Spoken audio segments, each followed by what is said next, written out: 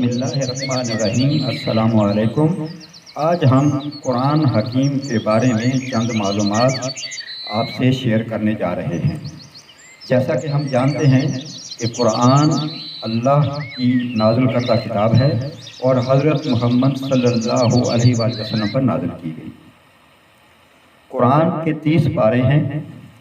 قرآن میں 114 سورتیں ہیں، جن میں سے 86 مکی 86 اور 28 مدنی ہیں۔ قرآن حکیم میں 6666 آیات ہیں۔ قرآن کی نزول کے حساب سے سب سے پہلی جو آیت ہے، سورہ ہے، وہ سورہ علق ہے، اور ترتیب سے جو اب ہم پڑھتے ہیں وہ سورہ فاتحہ ہے۔ قرآن کی سب سے بڑی سورہ سورہ بقرہ ہے اور سب سے چھوٹی سورہ سورہ کوثر ہے۔ قرآن میں رمضان المبارک کو بہترین مہینہ قرار دیا گیا ہے اور رات کے حساب سے شب قدر کو بہترین رات کہا گیا ہے۔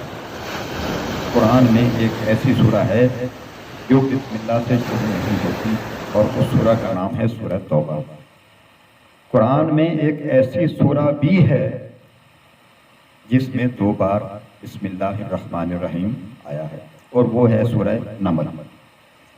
قرآن میں 14 سجدے ہیں۔ قرآن میں لفظ محمد صلی اللہ علیہ وآلہ وسلم 4 بار آیا ہے۔